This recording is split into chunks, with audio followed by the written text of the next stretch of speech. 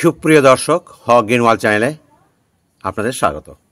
Thumbnail এবং title দেখে বুঝেছেন এটা হচ্ছে দোপাটি। এই দোপাটি গাছ সাধারণত শীতকালের ফুল, তবে আপনি চাইলে যদি একটি শেডে রাখতে পারেন তাহলে 12 মাস আপনি একে ফুল ফোটাবেন। হ্যাঁ, এটা ঠিকই যে শীতকালে যত বেশি ফুল হয় গাছে, এটা বাস্তব যে ড্রাই মানে বর্ষাকালে কিংবা খরার দিনে সেই হারে কিন্তু ফুলটা ফোটে না।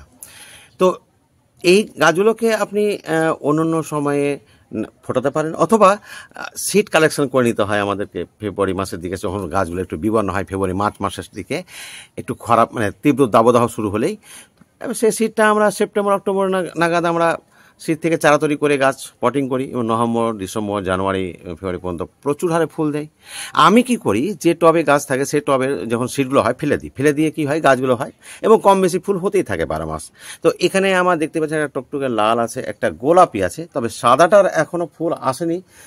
যাই হোক, শীতকালে দেখাবো অবশ্যই।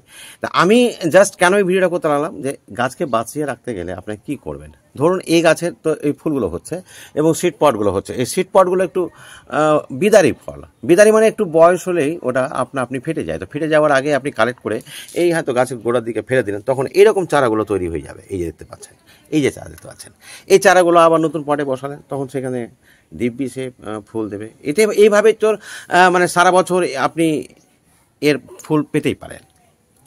তো সেটা আপনার ইচ্ছা যে আপনি শুধু শীতকালে নেবেন না 12 মাস নেবেন, সেটা নিজের উপর নির্ভর করে।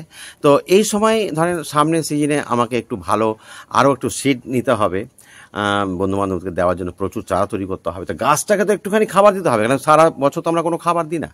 যখন এইভাবে করি তখন খাবার টাবার দিই না আর কি, এমনি একটা সেরি এলাকাতে রেখে দিই, বা কোনো গাছের বড় যেগুলো গাছ আছে আমার, সেগুলো গাছের তলায় রেখে দিই। এই প্রকৃতির নিয়মে কিন্তু ফুল হয়, ফুলের সিড পড়ে আবার গাছ হয়, গাছে আবার ফুল হয়, এইভাবে চলতেই থাকে ধারাবাহিকভাবে।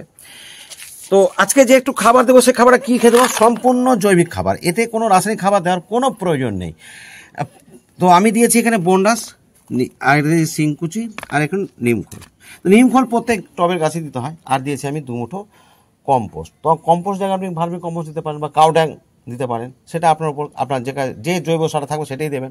এর থেকে অন্য কিছু দেওয়া দরকার নেই। এই খাবারগুলো কী করবেন, আপনি এইভাবে টবে ফেলে দেবেন, একটুখানি হাত দিয়ে নেড়ে দিলাম।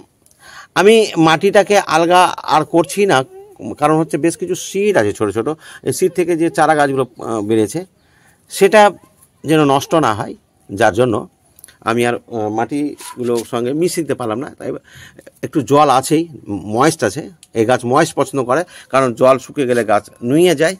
আর ও জানান দেবে যে ওর গাছের জলের অভাব, কারণ গাছটা একেবারে জল কম হলেই একদম মানে নুয়ে পড়বে, নেতিয়ে পড়বে আর কি যাকে বলি। তো গাছে জল আছে, গাছ শুকিয়ে গেলে আমি আবার জল দিয়ে দেবো। আর এই মুহূর্তে কিন্তু যেহেতু টেম্পারেচার এখনও হাই আছে, মানে 35-36 ডিগ্রি চলছে এখনও, তো একে আমি অবশ্যই সবসময় এই যে আমার শেরি এলাকা আছে সেই শেরি এরিয়াতেই আমি রাখবো।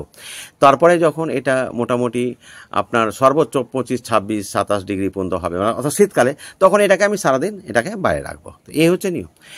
তো এখন আমি এই ভিডিওতে খুব বেশি আপনাদের তথ্য আমার দরকার নেই, জাস্ট আমি গাছটাকে বাঁচিয়ে রাখার জন্য কী কাজগুলো করব, কী ধরনের খাবার দেবো সেটা বলার জন্যই, আর কীভাবে বেঁচে থাকবো সেটা বলার জন্য ভিডিওটা করেছিলাম। আগামীতেও অবশ্যই এই গাছের রোগ পোকা কখন, এটা সিডটা ফেলে কখন চারা তৈরি করবেন, কখন থেকে ফুল আসবে, ফুল আসার সময় কী ধরনের খাবার দেবেন, বা এর কোনো অ্যাটাক কী ধরনের হয়, রোগ প্রতিরোধ কীভাবে করবেন, সেগুলো সব আলোচনা তথ্য করব। আজ বেশি বড় করব না আজ এখানেই। তো ফুলটা দেখতে অবশ্যই সুন্দর, একদম লো মেনটেন গাছ, যার জন্যই আপনাদের সামনে ভিডিওটা নিয়ে আসলাম। যদি পছন্দ হয় অবশ্যই আগামীতে এর নতুন আপডেট দেখতে আমাকে ফলো করবেন, এবং ইউটিউব থেকে দেখলে অবশ্যই সাবস্ক্রাইব করে নেবেন। তো বন্ধুরা, ভালো থাকুন, সুস্থ থাকুন, কথা হবে পরবর্তী কোনো ভিডিওতে নতুন কোনো তথ্য নিয়ে, নতুন কোনো গাছ নিয়ে। ধন্যবাদ।